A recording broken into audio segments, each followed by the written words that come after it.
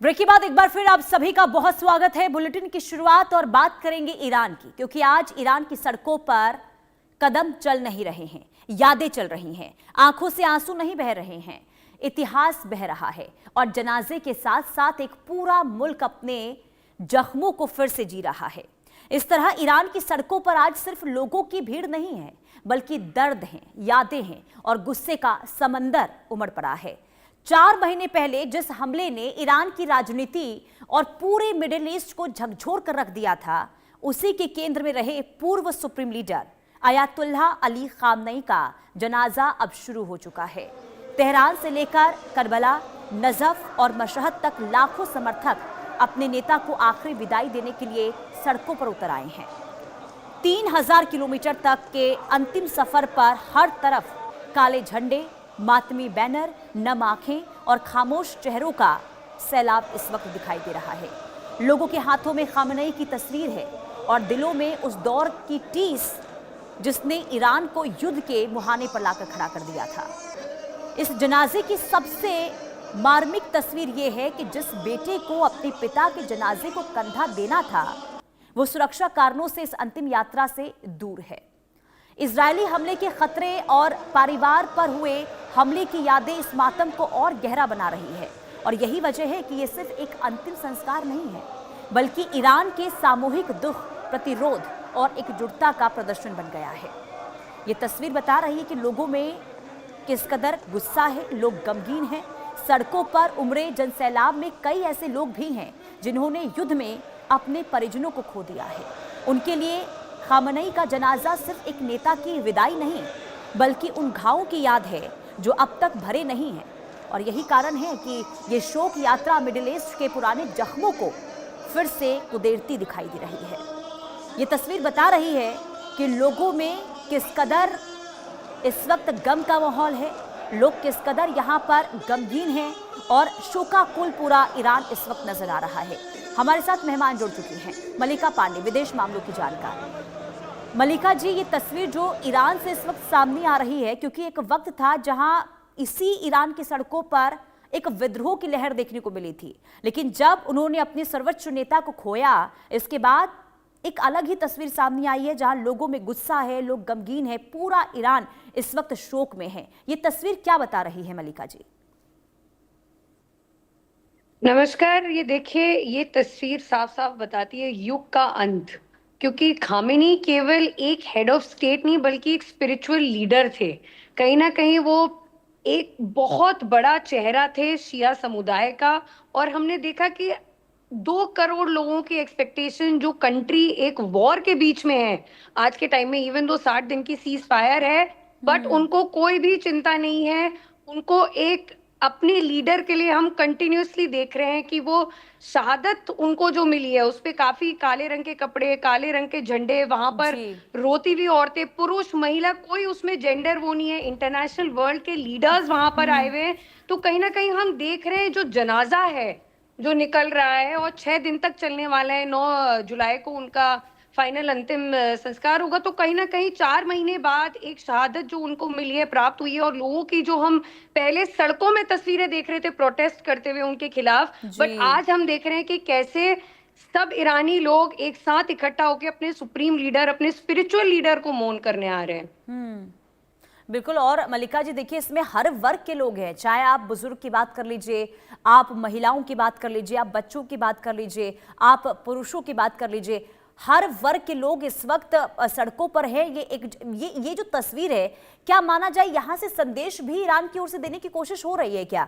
कि क्योंकि लगातार देखिए इस जंग में अमेरिका हमेशा ये कहता रहा है कि ईरान अब अलग थलग पड़ चुका है, उनके लोग ही उनके खिलाफ खड़े हो गए हैं। तो यहाँ से एक बहुत बड़ा संदेश ईरान की ओर से देने की कोशिश हुई है कि जो नैरेटिव अमेरिका ने गढ़ा, ईरान में तो स्थिति बिल्कुल विपरीत है उसके। बिल्कुल पुनीता जी, जो अमेरिका ने पहले डिवाइड करने की कोशिश की, हमने देखा था फरवरी मार्च में अमेरिका काफी डिवाइड करने की कोशिश कर रहा था, इजराइल काफी डिवाइड करने की कोशिश कर रहा था। इनफैक्ट डोनाल्ड ट्रंप के, आपको याद होगा वो सब बयानबाजियां जहां वो बोल रहे थे कि भाई ईरान के लोगों को प्रोटेस्ट में आना चाहिए, अपरूट करना चाहिए IRGC और सुप्रीम लीडर को। तो कहीं ना कहीं हमें देखा है कि वो बयान धुंधले पड़ते हुए नजर आ रहे हैं। आज के टाइम में सब सड़कों पर है, 2 करोड़ लोगों की एक्सपेक्टेशन है, सड़कों पर है केवल आईआरजीसी प्रोटेक्शन के लिए। 4 लाख लगभग सिक्योरिटी पर्सनल्स लगाए गए हैं, बट सिर्फ सिक्योरिटी पर्सनल्स नहीं, वॉलंटियर्स भी हम देख रहे हैं कि ईरानियन जो सिटीजन्स हैं, वॉलंटियर्स हैं, वो भी चारों तरफ घेरा बना के खड़े हुए हैं कहीं ना कहीं सुरक्षा के लिए। तो ये जो बयान अमेरिका दे रहा था, ये जो बयान इजराइल दे रहा था, वो कहीं ना कहीं धुंधलाते हुए नजर आ रहा है। और कहीं ना कहीं अभी बात आगे इसके बाद से शुरू होगी कि कैसे लोग रिएक्ट करने वाले हैं, क्योंकि 4 महीने बाद ये जनाजा उठेगा। उसके बाद कैसे ईरान जो इतने सैंक्शंस लगे हुए हैं उसके ऊपर कैसे वो कंट्री रिएक्ट करेगी, क्या होने वाला है। तो ये अनफोल्ड जो होगा ये जनाजे के बाद 9 जुलाई के बाद हमें देखना पड़ेगा।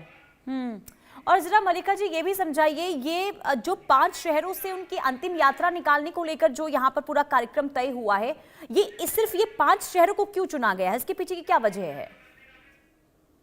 पुनीता जी, कहीं ना कहीं हम देख रहे हैं, देखिए 5 शहर ये सबसे इम्पोर्टेंट शहर हैं, क्योंकि होली शहर है। और हर कोई देखिए ईरान में भी इस वक्त फ्री बस पासेस, रेल पासेस, जहां पर इनके जनाजा है वहां पर होटल्स, अकोमोडेशंस सस्ते में, ये सब फैसिलिटेट किया जा रहा है आईआरजीसी द्वारा, गवर्नमेंट द्वारा। ये सब फैसिलिटेट किया जा रहा है ताकि सब अपने लीडर को एक अंतिम गुड बाय कह दे, कहीं ना कहीं एक अंतिम सफर में उनके पार्टिसिपेट करें और ज्यादा मात्रा में सफर करें। तो अगर आप देखें तो इससे मेजर मेजर शहरों को कहीं ना कहीं ईरान के कवर किया जा रहा है, ताकि जो छोटे छोटे गांव हैं वो सब आके मेजर शहरों में खामेनी को फेयरवेल दे सके। और ये सब होली कहीं ना कहीं ये शहर माने जाते हैं शिया समुदाय के लिए।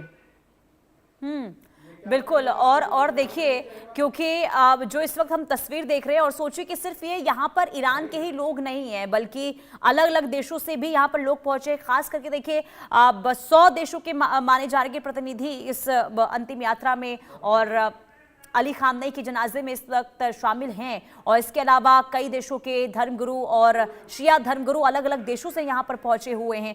तो ये कूटनीतिक लिहाज से आप किस तरीके से इन तमाम चीजों को समझ रहे हैं मलिका जी? क्योंकि ये भी कहा जा रहा था कि इस जंग के बाद कहीं ना कहीं ईरान के जो खुद के देश थे, जो उनका समर्थन किया करते थे, उनके अंदर भी कहीं ना कहीं गुस्सा, नाराजगी दिखाई दे रही थी।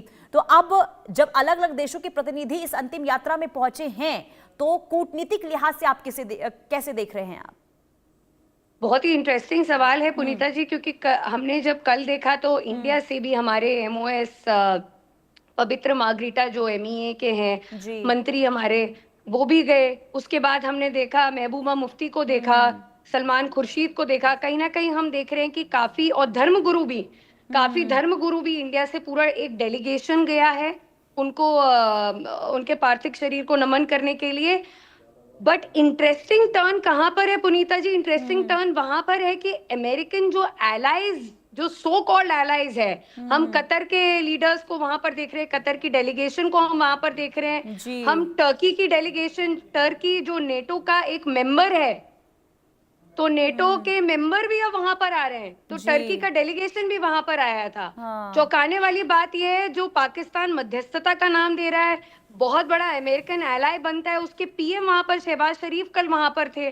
तो हम देख रहे हैं कि अमेरिकन एलाइज भी, सऊदी अरेबिया का डेलीगेशन वहां पर था, उनके डेप्यूटी फॉरेन मिनिस्टर वहां पर थे, कतर के पार्लियामेंट्री स्पीकर वहां पर थे। तो कहीं ना कहीं हम देख रहे हैं जो अमेरिकन सो कॉल्ड एलाइज भी हैं, वो जानते हैं कि ईरान एक बहुत इंपॉर्टेंट भूमिका निभाता है। और स्ट्रेट ऑफ हॉर्मूज के कंसर्न से तो अब ईरान का और भी ज्यादा भूमिका बढ़ जाती है। कहीं ना कहीं 20% वहां से पूरी ग्लोबल एनर्जी सिक्योरिटी फ्लो होने वाली है। तो कहीं ना कहीं सब गुड बुक्स में भी रहना चाहते हैं। और जैसे कि मैंने पहले बताया, वो एक स्पिरिचुअल लीडर भी थे, शिया समुदाय के एक बहुत बड़े लीडर माने जाते थे। तो कहीं ना कहीं हम देख रहे हैं कि पूरे वर्ल्ड लीडर्स, चाहे वो ईरान के एंटी थे, चाहे वो ईरान के साथ रहे हैं, सब वहां पर एक उनके जनाजे में पहुंचे हैं। तो ये एक बहुत बड़ा मैसेज देता है पुनीता जी अमेरिका को, इजराइल को, कि कहीं ना कहीं अब लोग एक, अब वो यूनिपोलर वर्ल्ड नहीं रहा है, अब मल्टीपोलर वर्ल्ड हो गया है, जहां पर देश अपने नेशनल इंटरेस्ट को पहले रखते हैं।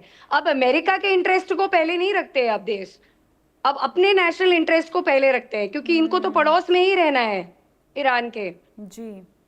और क्या ये तस्वीर अमेरिका और इजराइल के लिए चिंता का विषय हो सकती है क्या मलिका जी? क्योंकि देखिए जैसा आपने बताया कि अलग अलग देशों के प्रतिनिधि अगर यहाँ पर पहुंचे हैं और कहीं ना कहीं जो एक अलग नैरेटिव गढ़ने की ईरान को लेकर कोशिश हुई थी अमेरिका की ओर से, वो कहीं ना कहीं अब समझिए कि धरातल पर नजर तो नहीं आ रही है और वो गलत ही साबित होती हुई यहाँ पर नजर आ रही। तो अमेरिका और इजराइल के लिहाज से अगर हम देखें तो क्या उनके लिए चिंता का विषय हो सकती है ये? बिल्कुल, बट पुनीता जी, युद्ध के शुरुआत में कहीं ना कहीं हमें लगता था कि हाँ। अमेरिका और इजराइल एक ही किताब में थे। अब लगता है कि वो अलग अलग पन्नों में है। कहीं ना कहीं हम देख रहे, देखिए अभी न्यूज में भी काफी रिपोर्ट्स